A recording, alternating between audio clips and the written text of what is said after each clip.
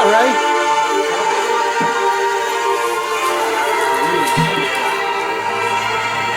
What year's that made? It looks like it's brand new. That's a nice car. Felix, check it out. You are a movie star. Yes, stay here, Felix. You got friends here, man.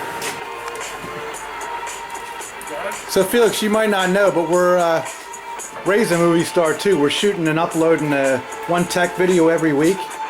In fact, I want to come up and visit the paint shop one of these days so that you can walk us around. That's nice. What'd you do? The cabinet was just... Did you take this down to bare wood? This one? Uh-huh. Yeah, we sanded down all the way. Did you have the stencils for that in stock? I have stencils. You had stencils for this? For this already? Did you have them for this? No, I didn't have them. You made them. I made them. Yeah, because you didn't do any of these for Joe. I never did one of these before. No. So what you did is you took the old artwork that was there and you made the stencils for it. And now you have it in stock for the 843 more travel times you're going to do. Yes. It's a neat game. I used to play it. I love it. Is it an EM? 70, yeah. Put it in the dumpster. 73 or 74. That's what I like to play that. That's fun. That's an easy, fun project, man. That just goes right together. That was mostly wood all over. What'd you repaint on that, Felix? I wish you could see it in the box. It was gone.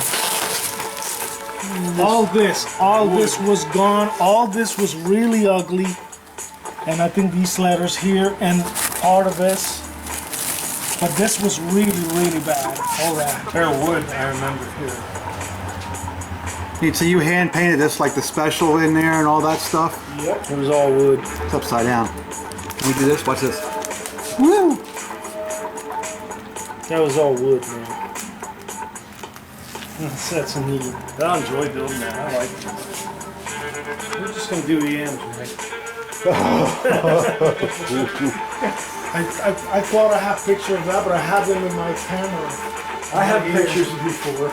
When I took pictures, the guy dropped it off to my garage. He didn't drop it off. He's a friend of mine. What's IBM? His name's Dave Jody. He works for IBM in Delaware. And he doesn't like stuff to be touched up with a paintbrush. With a paintbrush, why not? Because it depends on who's at the other end of the paintbrush. Why did I think you had more than that? I airbrushed the pink, all the pink, the orange,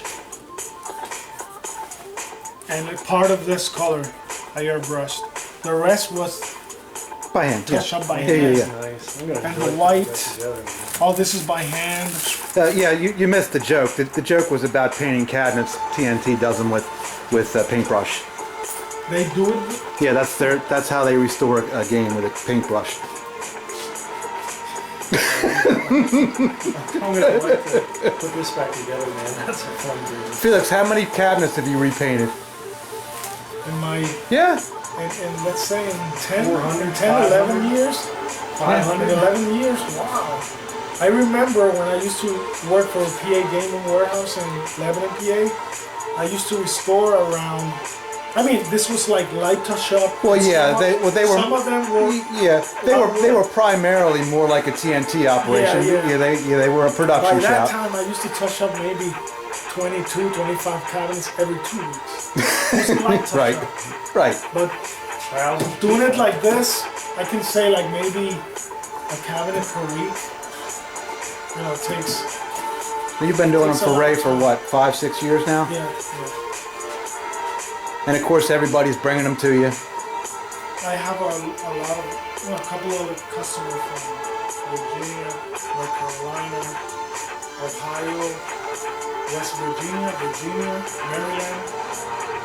We got Brasho and O'Boyle, yeah, and the Rubles. Or who was it that had that skee ball from like 1910 or whatever? You've done a lot of work for him. Yeah. Gary Hines, right? Yeah. Gary Hines. You saw their skee ball? No. The skee ball? Yeah. I saw it when you were almost finished with it. I did one for him. It was gun game. Gun game, shooter, 6-shooter. Yeah, 6-shooter. That's beautiful, Cal. I like that one. So anyway, this is Felix Cruz. Those gangbusters back there, did them. He's got 2 more from him. Oh Lord, really? Yeah. I forgot the names of them, but Doesn't matter. one has to do something. I told Jungle something, I think. Yeah, jungle. The gangbusters. You already had the stencils. You bought the stencils for that, right? I have them. For the gangbusters, you just bought them online somewhere, right? Me? Yeah. Never. I do them. I create them. I recreate them. And say that. That was one of your more impressive jobs, if you ask me. That was. I've done 4 already, right? Yeah. 4. I'm gonna have to put some pictures Those up are of that. tough.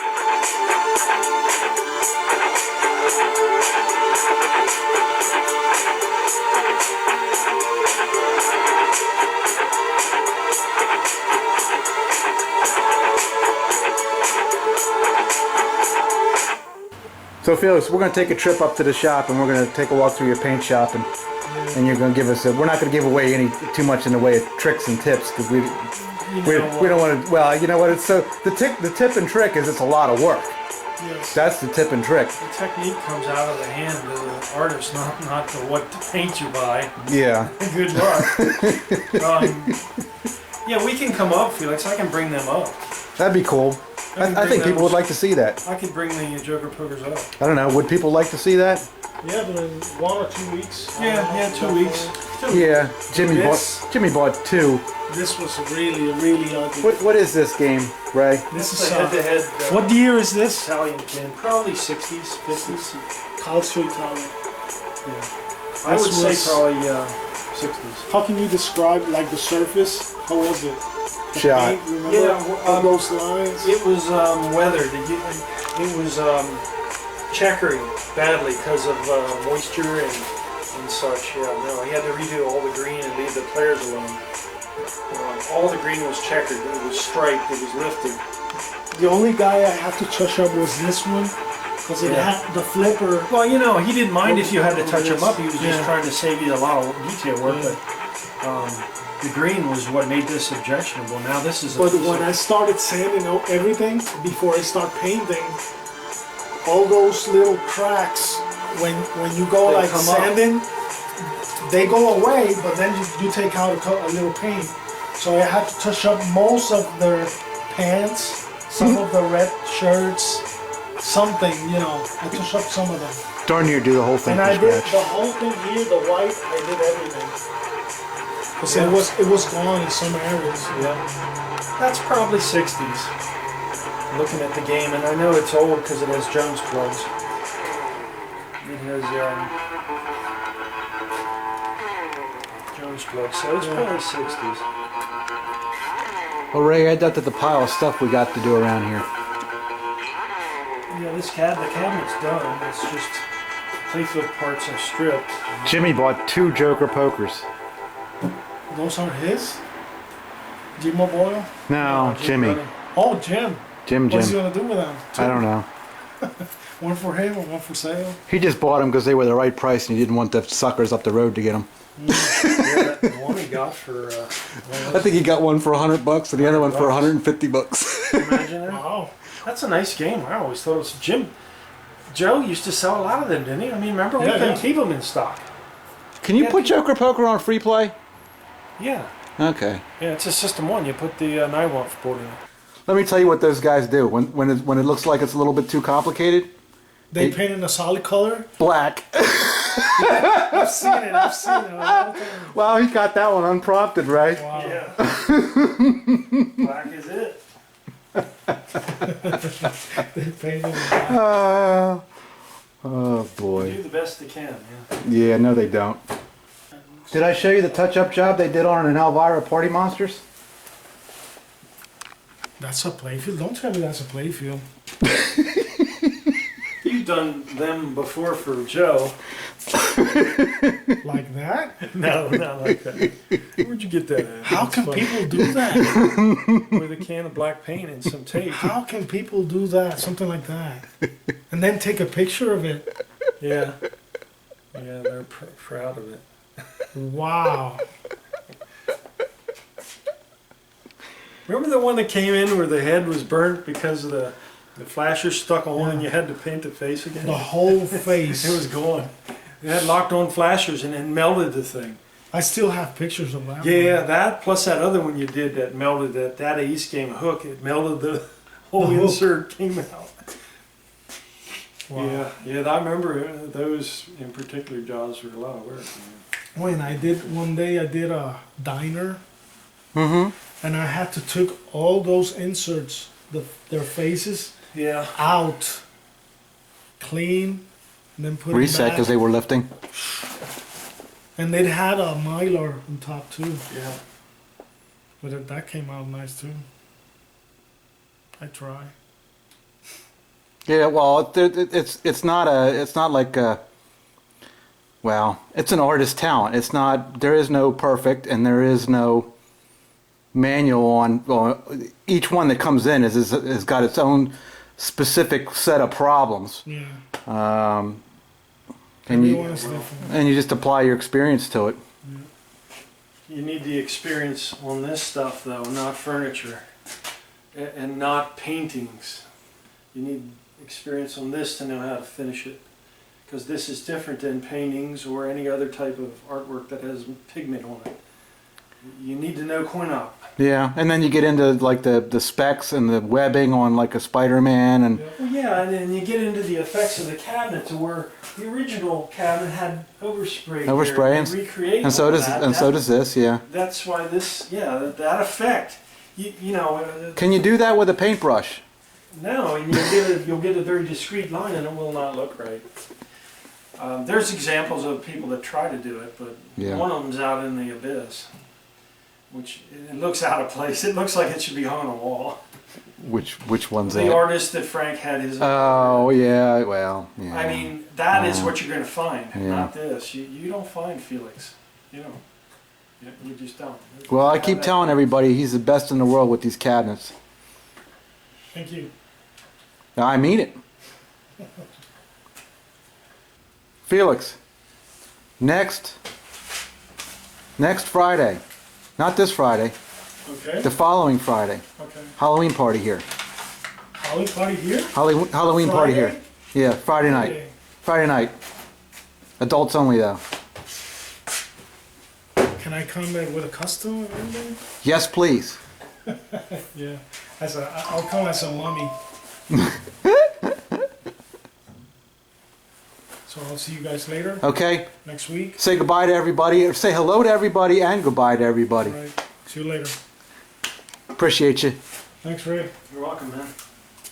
Safe trip back. I'm gonna be waiting. Yeah. I'll get a bite. Ray, what are you doing? Updating the board, man. What do you mean updating a board? I'm taking the decrepit jumpers out and putting a dip switch bank in it, so it can be selectable for different country variations, but it's just nicer to do. The new boards all came with it, these early boards did not. I carry them in my truck, but a lot of times I don't like to do it in the field. It's kind of delicate work.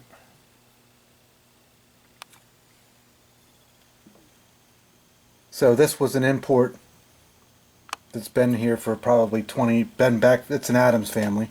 Yep.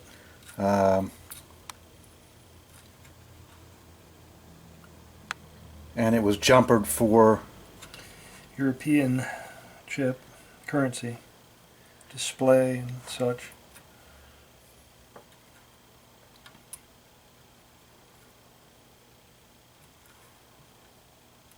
now what would the game have done if you had just left that the way it was?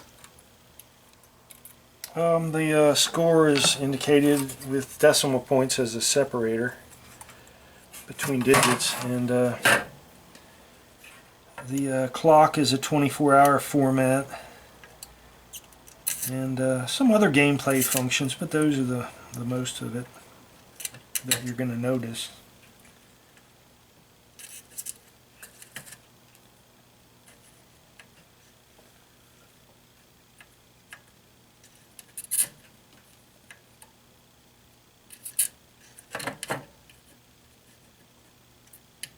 It's just nice to put it back to US, that's all.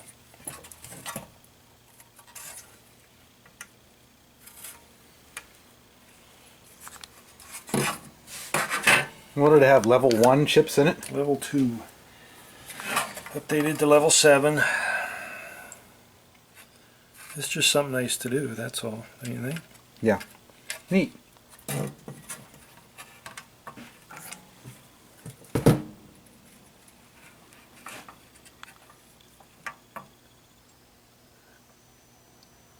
This has absolutely nothing to do with multimeters. I think we might have actually told a fib about doing multimeters this week. No, we're going to do it. Tomorrow's Thursday. I don't have any calls. We'll do it in the morning. Okay.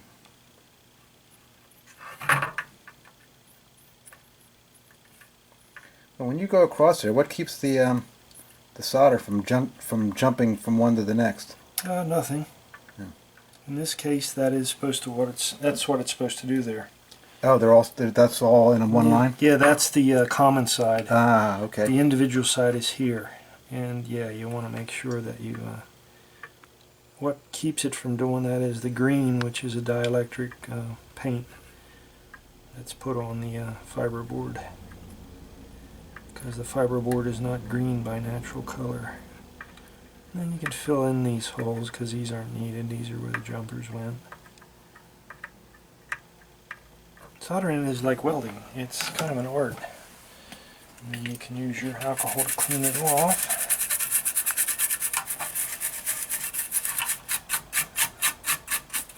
Use 91%. Yeah, we talked about that before. Doesn't leave any film. And it dries quick, and then your job's done. Neat. Now you can set your country switches. I think these N2 are the only two that are supposed to be off. It goes off, and all the rest go on. And then that's set to US. And combination of these switches give you the different country variations. Oh. Yes, Ray, the apron decal is available. Okay, we'll do that. Because somebody... I see a T. Yeah. I see an image. Yeah, an image of this game destroyed, this apron destroyed by... Somebody tried to get it off with a knife. You see that? Mm-hmm. Wrecked Well, it. they did. They got it off. Oh yeah, they did get it off. Sad. Wrecked it. They wrecked it. Did you fix this thing yet? Oh, no, let's see.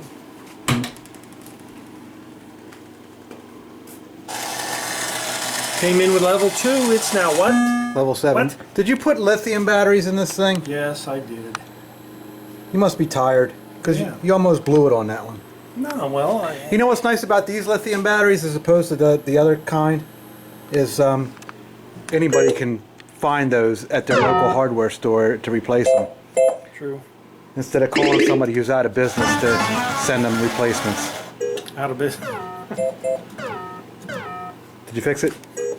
You did fix it. Did I guess right? I guessed right. I had a 50-50 chance now. Let's not go overboard with it. It's usually the emitter that has the harder life, though. Well, yeah. Regardless of whether it was Because the plugged in receiver backwards. doesn't do anything. No, it don't. The junction and then plugging that in wrong would not. It was plugged in backwards That wouldn't have mattered. when it came in here. Yeah, no, it generally wouldn't have mattered. If anything was going to be wrecked by plugging it in backwards, it would have been the receiver because you're putting 12 volts there. But It don't want that. it's a diode, so it probably didn't go the wrong. It said no. It probably didn't allow the voltage to go through it. So, but yeah, the emitter is what you usually guess first on a bad opto pair. Usually, it's not the receiver.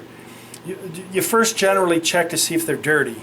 First off. Okay, well I washed them. Right, not dirty. Step 2 is emitter bad, or wires off, or a connector not right, or the vinyl holding on to a wire that's not there anymore. I found the connector not right and I thought I fixed it. Right. So there could be a lot of problems, but yeah, these go bad because they have a hard life. They're on all the time. They're infrared. You can't really see them Yeah. working, except the new stern. The stern ones you can, yeah. It's a different kind of infrared. That's not the same as this. Oh, I stepped in. I was going to put that on eBay and sell it up the street. They could install some used Off the street. used non-working stuff. I was just in their neighborhood. Where was I? I was in Philadelphia. Oh, yeah. Morden Road. Morden Road is like right near Pennypack Park. Which is what, 5 minutes away from them? Yeah, if that.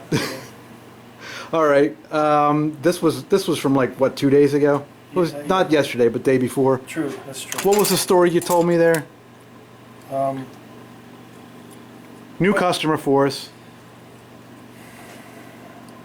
Yeah, the guy had them in to fix a machine he's had for 8 years called a Terminator 2 by Williams, and he had another service company in, but TNT went there once and they didn't want to go back. I don't know. He said they just didn't want to do his pin anymore because it wasn't bought from them.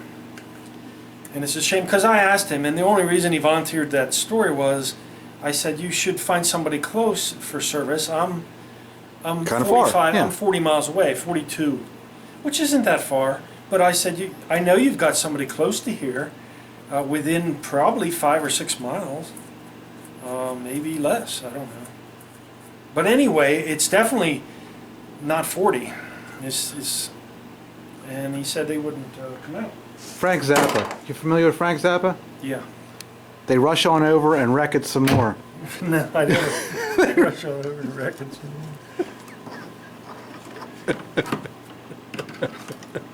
I'm not understanding why you wouldn't service anybody that is... Because they don't do road service, Ray. They don't even do shop service. What are they going to do with road service?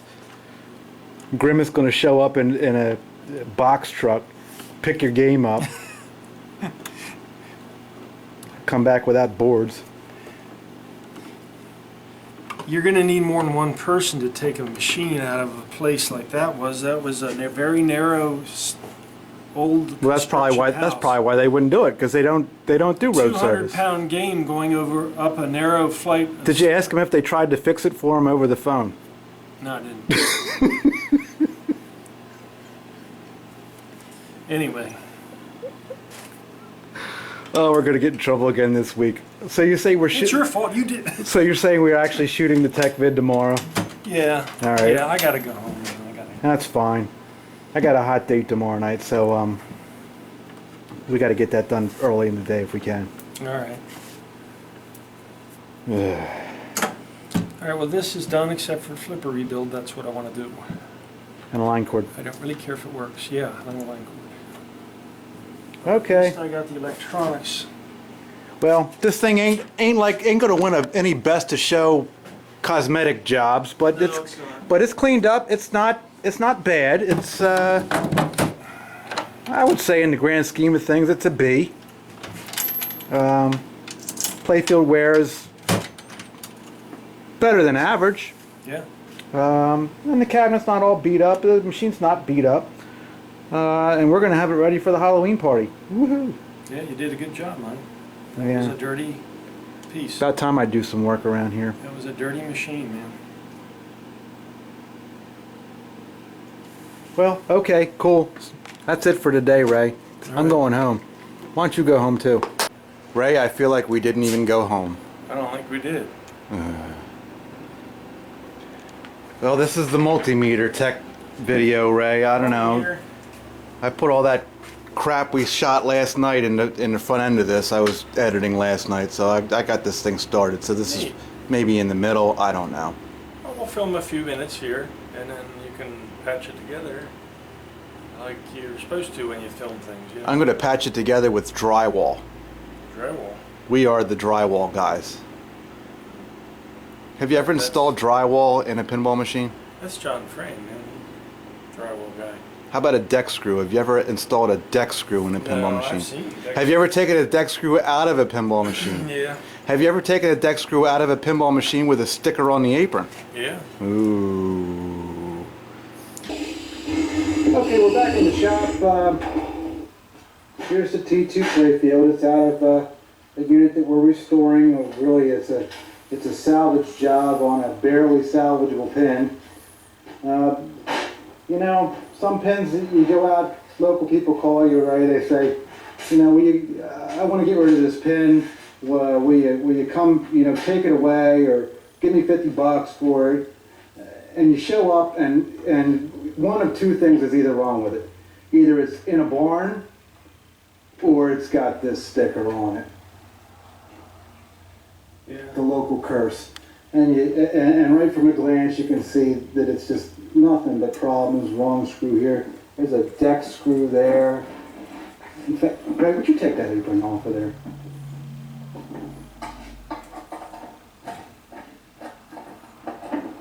Nice.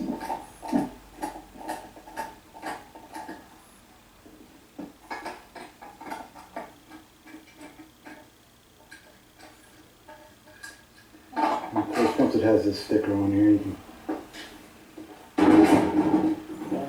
and this, get rid of that trap. I know that's not available, but we took care of that. Oh, and underneath here already we've got, what's this, deck screws here. Okay, well, what are you going to show us here? What's the plan? I guess some basic use of multimeter. We covered some of it off and on over the last couple tech tips in a little bits and pieces. Okay, well, try to put it together. I guess what we'll do is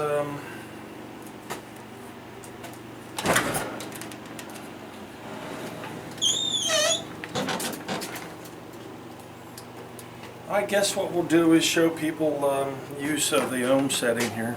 Okay. First, and that's the omega side.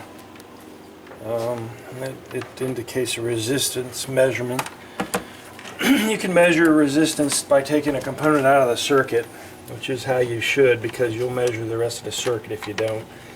Healthy coils are generally anywhere from 4 ohms to 4.5. It depends on the size of the coil, which is the windings and the size of the diameter, the build of the coil. You go across the 2 poles in the coil, and you're going to get an ohm reading. And this one's 3 ohms, 2.8. Some of these other ones may be higher, depends on the windings. That's 12 ohms. Now it's in circuit, so you might be reading a circuit. You can check the health of coils by testing the ohms. Okay, but you do need to disconnect it to get an accurate reading. Yeah, sometimes you do. I mean, these don't have diodes on the coils, they're at the board. These are 26 1200, and the coil diameter is measured and Yeah, what do those numbers sized mean? by the, well, Williams uses the size, Gottlieb does not. Bally and Williams, new and old machines, use wire size and turns, and that's what this is. AE designates the build of the coil spool. AE will say that it has a certain sleeve in it and a certain coil body. Okay. That's what AE is. That's really not the important part of what is in the coil. 23 is actually the important part, and then the dash 800 is the other. So is that, I'm going to take a guess here, and you can tell me if I'm right or wrong. 23 is the gauge. Right, wire gauge. Is it really truly 23 gauge? Yes. So okay, so it's 23 gauge and it's 800 turns. 800 rounds. Yep, 800 turns, yeah. Okay, that makes sense. Yeah, now that type of coil is a power coil, so you're going to get down below 4 ohms on that, and that's 2.5, 2.8. That's fine for that. Your little coils, like these jet bumper coils, they use 26 1200 turns. Well, that's a lot finer of a wire from 23 to 26. The higher the number, the finer the wire. Okay. And the more turns, you might look at it as horsepower and torque. If you have a thick wire with less turns, you have more torque. If you have a thin wire with more turns, you have more horsepower, but it won't have the power to move the object, you know. Huh. Good example is your flippers, which are 3-pole, which is actually 2 coils in one. That's a dual spool. It has an inner spool and an outer spool. The power windings are one size and the hold windings are another. And there's a good example. Power is a thick wire, less turns, you get power. More turns, thin wire just manages to barely hold the flipper link up. So there's an example of what that is. Okay. You know, that's why these measure different. That's why these are 10, 12 ohms, because they're 1200 turns, 26 gauge. Okay, car guy, make this practical. What's the difference between horsepower and torque? The difference? Yeah, explain it. Well, horsepower is a measurement of energy that a motor can put out. You can't have one without the other. You have to have some torque with horsepower and some horsepower with torque. But a high torque application would be a diesel. No RPM, which means no horsepower, but it has plenty of torque because of the long stroke of the piston crank. Yeah.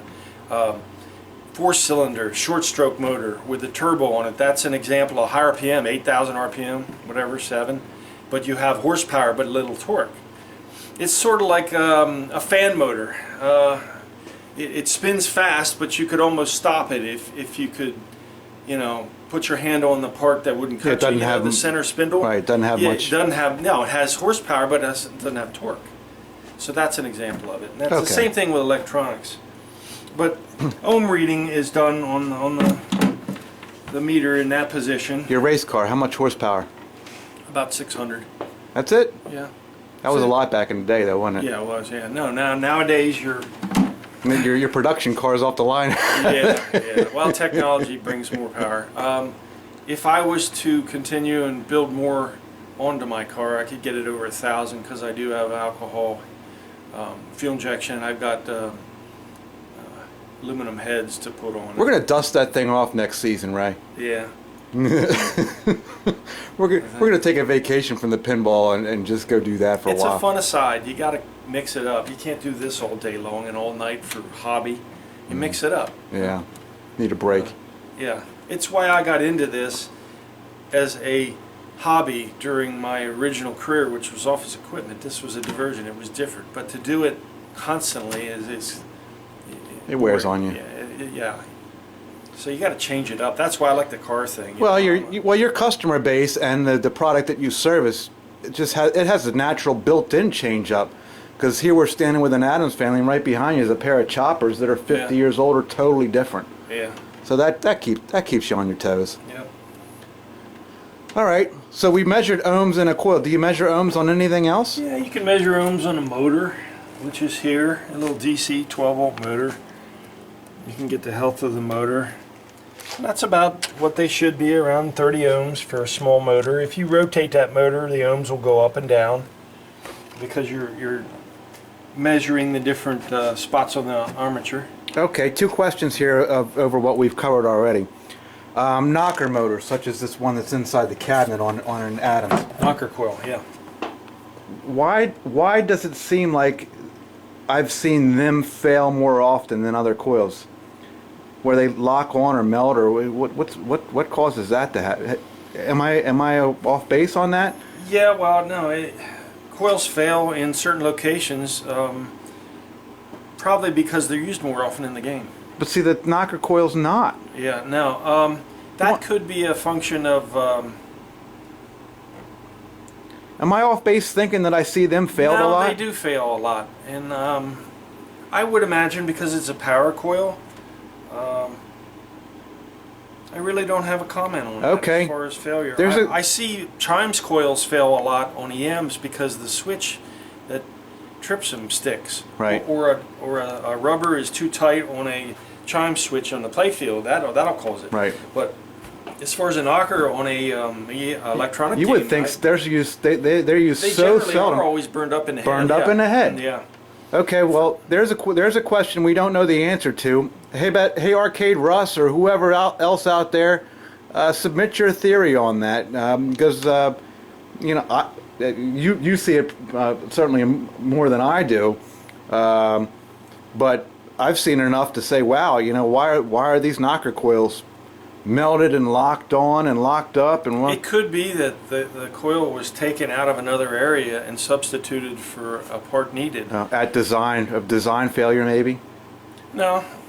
What a lot of coin operated service guys used to do is they didn't carry parts. Right. If they had a burned up coil in a certain location that was down in the game, like a ball shooter or something on an auto ball shooting game, they would rob it off of the knocker coil because it's a generally 23800. It's a general use coil.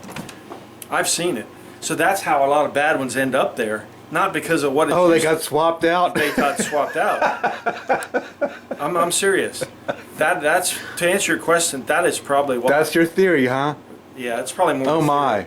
I have seen it in practice. I've seen these people. I wouldn't have gone there, but okay. Yeah, they don't have. See, you're not thinking like they do. They don't carry those kind of parts. They would rob things out of non-crucial areas to get the game back working to make money, which is what they're supposed to do. Sure. Well, that's what they did. You know, there's that coil that doesn't really need to be in the game. Work. Nobody would even miss it, except the dedicated player that's listening for it. But think about it. Nobody's going to miss it. They're going to use that.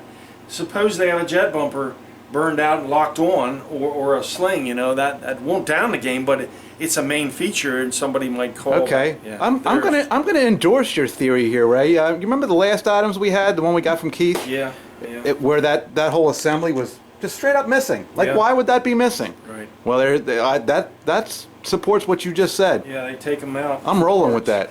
Well, it's what would you do if you were out in the field and your boss told you to get the thing working Yeah. and you didn't have parts? There's your part. Well, that's about over. It's by itself. What's left of that? It's virtually unused. What's left of that mentality's up the street. Yeah, it's virtually unused. Up the street? Yeah, up the street. I was just over there. Deck screws. The deck screw guys. Okay. Ohms. What else? What else you got? Well, you can also measure voltages, of course. And DC is the indicator here. That's a picture of what DC voltage should look like. And then AC is a sine wave. It goes up and down 60. Well, in our case, it goes 60 above 0, 60 below, and you get 120. Inside DC voltage is straight voltage. inside this pinball machine is Both. going to be mostly DC though. AC coming in and then DC after the power supply board. Right.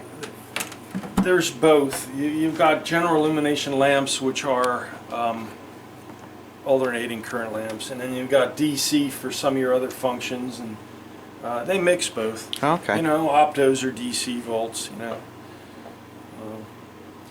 if you're confused, it won't hurt you to use the meter on either one. It doesn't care. No, no. It'll just tell you have none.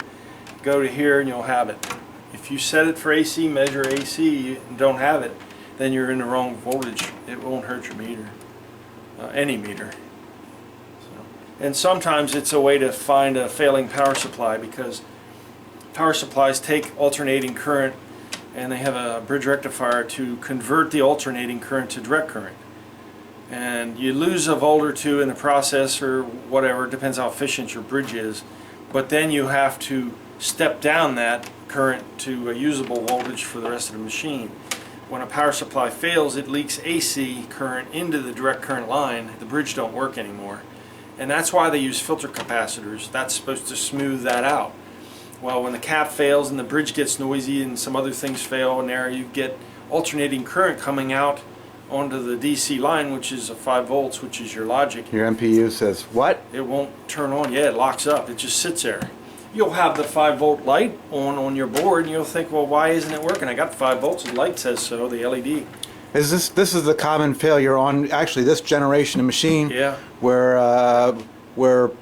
well, the bridges. All you got to do is replace the bridges or the bridge rectifiers on these. It's caps and bridge rectifiers, Yeah, right? a pair of them. Yeah. There's 2. Yeah. But you step up to an Adams or Twilight Zone or any of those, and you're playing it, and it just resets. That's the failure you're talking That's about. the #1 common related to it. Yeah. And it'll normally happen when you're like hitting the flipper buttons or something where you're Four flipper drawing down. games have more of a load on the power driver board than other games with 2. The first failure is your bridge rectifier. I think it's BR2 and C3 is your cap. But there's a lot more involved in it. The CPU can cause it. A diode on the coil can cause it. If the diode's loose or bad, it'll send a spike back, reset it. There's a lot of things involved. But you go with the most common thing first, of course. You know, you wouldn't want to jump in and say, well, my CPU's doing it, when you simply have an old driver Sure. board. Now, the new driver boards that Knight and some of these other companies are making are next generation electronics. They don't have the failures and misdesigned stuff as the old driver boards. They're more efficient the way they use power, so it's a good upgrade. Not to fight with that old board. Yeah, well, we're done fixing those things. Yeah, they're old, and Of course, you could just reflow some solder on them and put them back in. Oh yeah. You could do that. I wonder if they use a torch. You do it all at once, though. Maybe they think they use a torch. They don't do a pencil iron. It takes too long. They're in a hurry. They use a torch.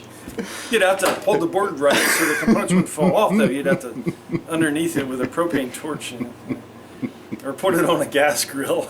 Turn on. You can put it on that barbecue grill from his food show. Yeah, yeah. Okay, enough of that. Back to electronics questions. Audio guy. There's a speaker. We just put a speaker in that. Ohms of resistance in a speaker? Yeah, you unplug one end. You should have about 8 ohms in these. Some of these are 4 ohm speakers, some are 8. This is a 4. Okay. What's the danger? Pinball mostly used 4. There is no danger. If you put an 8 ohm speaker in it, it's going to have less volume. Okay. If you go the other way around, it's harder on the audio amp because the audio amp is trying to fill that power need and it overheats. Car and pinballs mostly used 4 ohms, although Stern has gone to 8 on some of the new stuff, even back to as far as Lord of the Rings, they use 8 ohm because they use a higher power audio amp. And it's a totally different generation of audio board. But for the most part, most pinballs used 4 ohm like car stereo. Can you screw it up by putting the wrong one in there? No. Not really? No.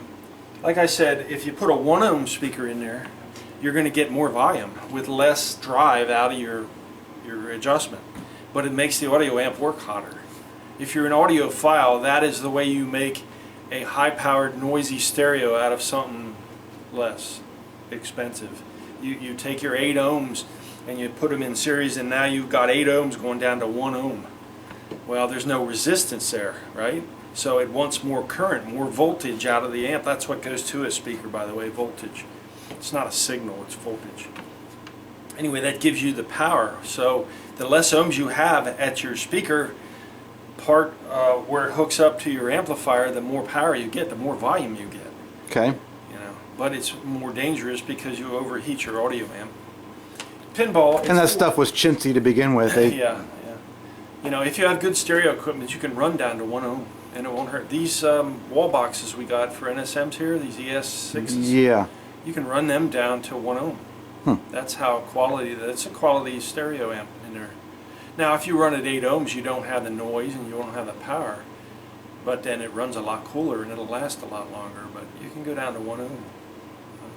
Do you know anybody that's ever dynamatted a Horizon? Yeah, the output wattage increases as you go down in speaker ohms. Yeah, I did. Who in their right mind would do that? Yeah, I did. Dynamat it. Yeah, I was running a Punch 60 RF. They're out of business. They're out of business too. They're gone. RF? No. I don't know. That's high-end stuff. Blob punk. And you run your amplifier vertical so the heat comes off of it. You don't ever run it this way.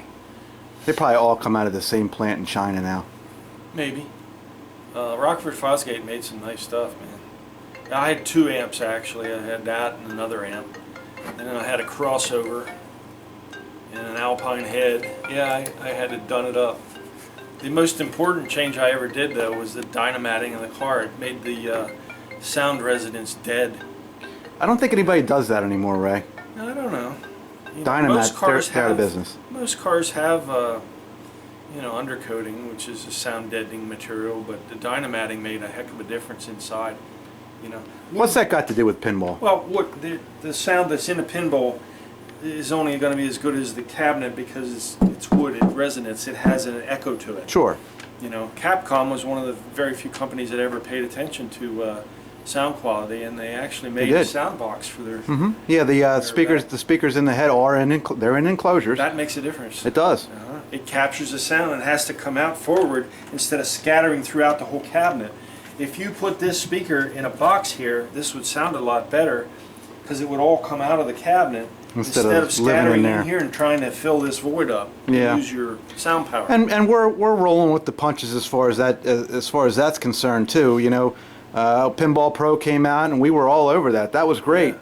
And then it started to be not so great because it would rattle the glass and all this. And now we're doing the external self-powered subs. Yeah, self-powered subs. And you can see they're in an enclosure. That's how they get the kick out of it.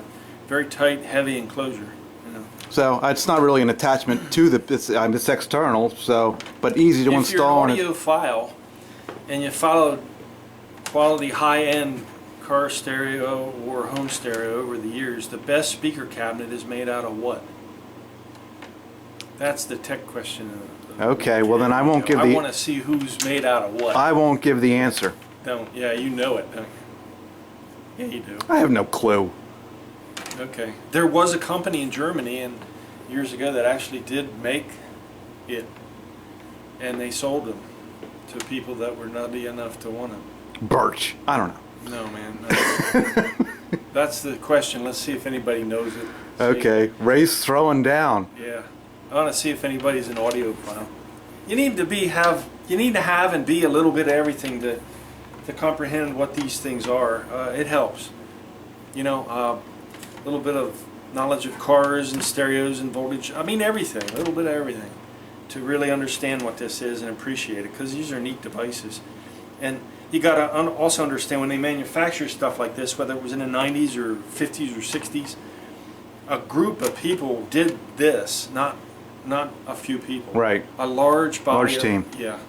You had design team, you had electronics people, mechanical people, artwork people. Which makes us think, that's another odd thing about this, you know, while we're standing in front of an Adams and they built, what, more than 20,000 of this pin. 20-something. That makes sense to me. The flip side of that is, you know, we just filmed a Big Bang bar. If you look at the design work that went into that thing, and then they pulled the plug at, what, 12? Yeah. They made 12 of them? Talk about pissing away a pile of money. That doesn't mix. It was probably toward the end of and there are other ones too, like you know, even like Algar. Would they make 300 or 400 of those? You know, well, I guess when they prototype it, they go out before production starts with a completed brochure to the route people, and if they don't get any orders, they finish out what they've already made to start the thing, and then they shut it off. Well, that doesn't make much sense to me. It seems like the right thing to do would be to you know, draw it up on a piece of paper and take it around and say, do you like this idea? Pre-order. Do you like this idea? Do you like this idea? Do you like this idea? I don't know what happened. I didn't come from the day, but I can imagine that the people they were trying to sell to didn't want to see that. They weren't a paper crowd. They were hands-on. They wanted to see the machine, and I know for sure that some of your early games were demo games, and the salesman took them around. Yeah, but even Ken had a checkpoint that was a salesman's demo. Yeah, I remember that. Yeah, but you know, even out on the floor, you've got the other Capcom out there. The Break. No wonder they went out of business. Break Shot. Yeah. What'd they make? 1,000 of them? I don't understand why. Because the more you make, the less you have in it, and the more profit is out at the end. They should have done 25% as many titles and just built more of them. I don't know why they wouldn't have tried to make more and then found another channel to sell. And even beyond that, you know, you figure 1,000. Back when those things were being stamped out, how many arcades were there? 50,000. I don't understand why. Don't have. I may even be short on that. There may have been more than 50,000. They are everywhere. Yeah. Yeah. Well, I don't know. Okay, we measured ohms. What else you got on that thing? Are we going to fall short on doing a good multimeter vid again?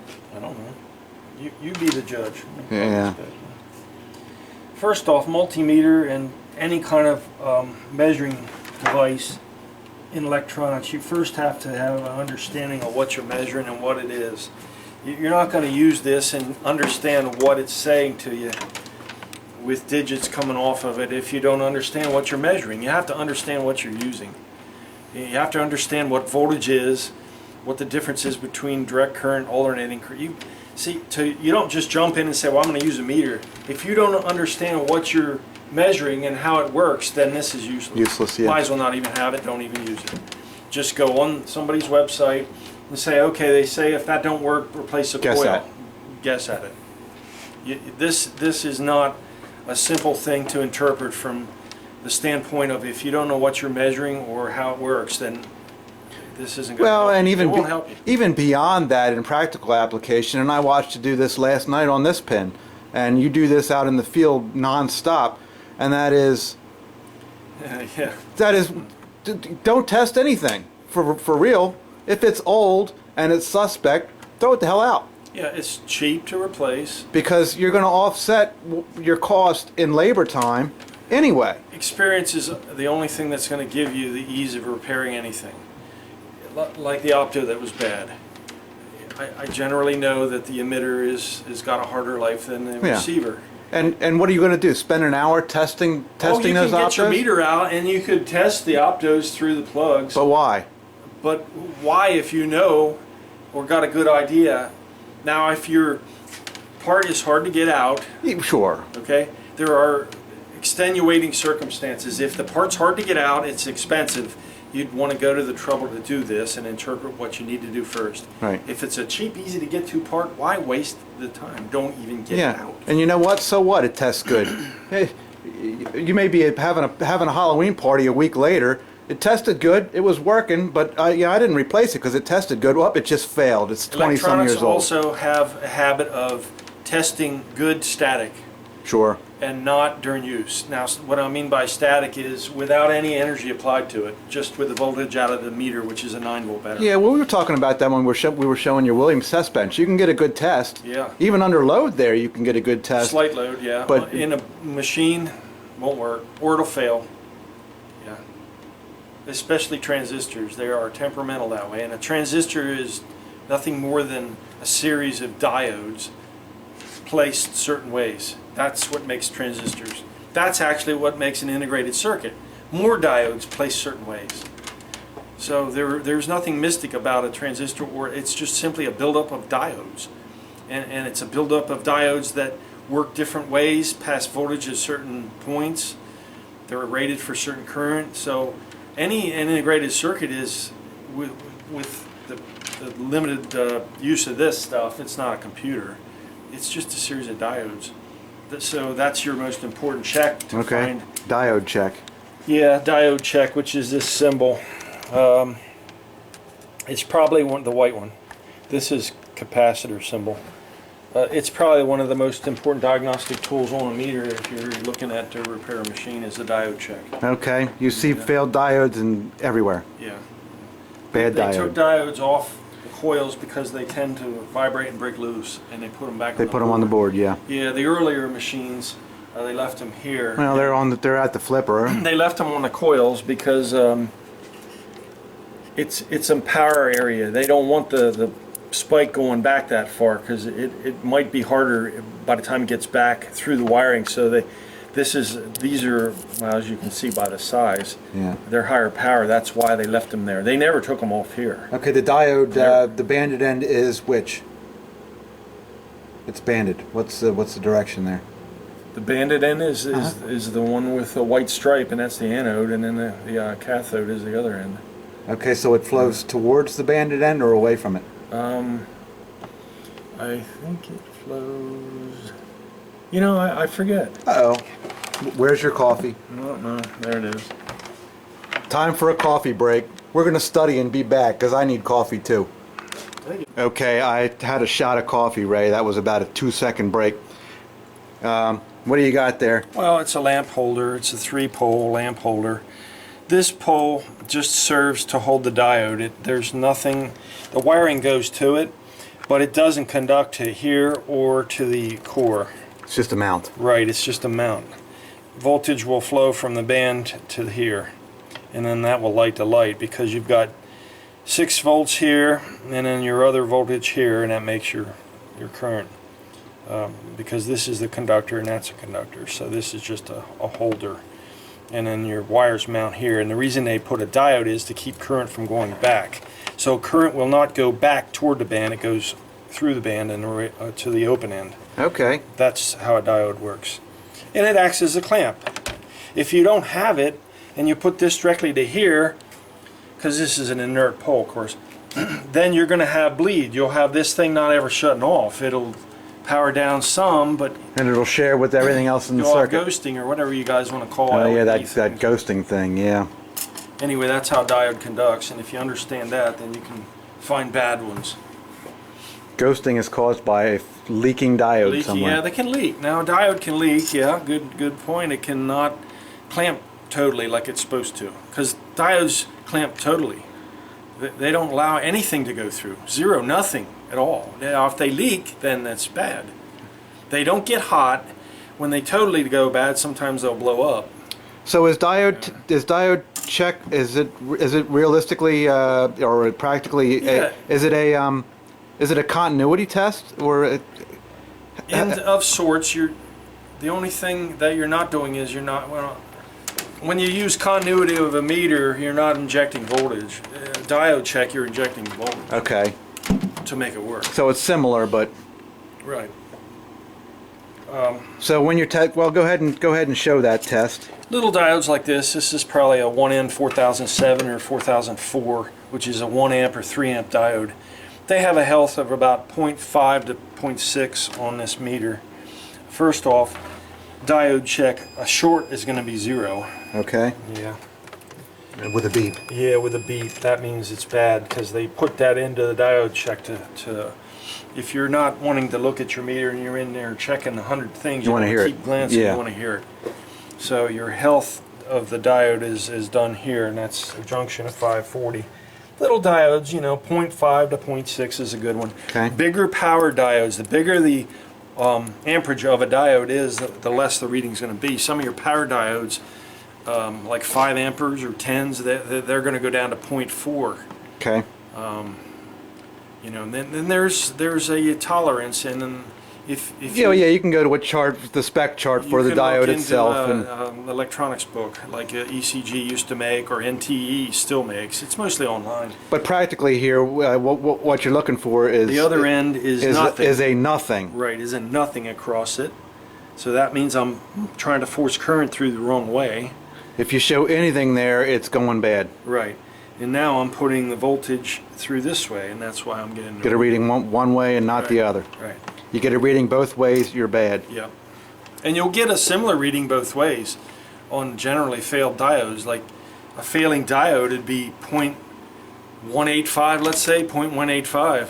Okay, I'm going to take you back in time here, and I'm going to make you frown. Failing diode. Baby Pac-Man. Yeah, wow, that was terrible. Do you remember that? There was 30 of them. We must have replaced 50 diodes on that thing. I think we finally just gave up and just replaced them all. All of them. I think we replaced them all. Yeah. Little signal switch diodes they used. There weren't... Bally, in the early days, like Fathom, 8-Ball Deluxe, them early games, they didn't use a black diode with a silver band. They didn't use a 1 amp diode. They used like a ½ amp diode. They were signal switching diodes. And it wasn't heavy enough. Yeah, and you can tell by those, they have a red band and they're clear. You remember them? Yeah, yeah, and they're tiny. They're smaller than this. They're really not supposed to take a lot of bias current. In other words, directional current the wrong way, So they will break down quicker and fail. But a lamp doesn't pass that much.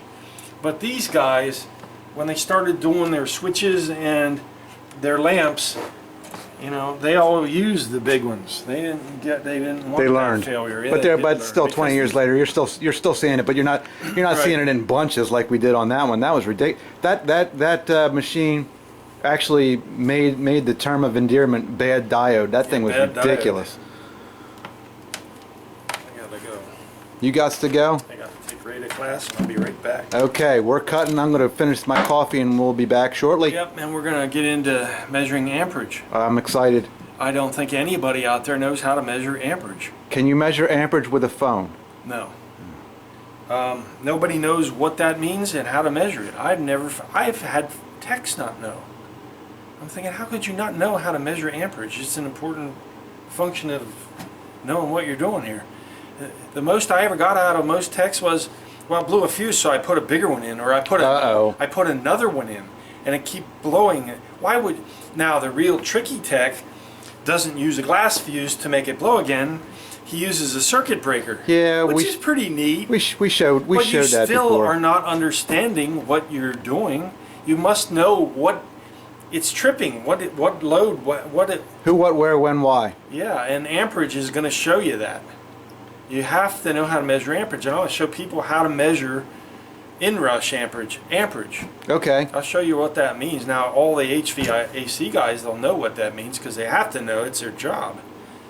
These people don't. You have to know that when you do HVAC. You have to know how to measure amperage. It's called inrush, operating amperage, and such. You have to understand it and know it. These people that work on this, I've never found anybody that knows it. Amperage? I don't know. What's that? I don't know. Does my meter do that? Yeah. It's what this is. Okay, go do your thing. We're gonna cut. I'm gonna stuff something down my throat here, and we'll be back shortly. All right.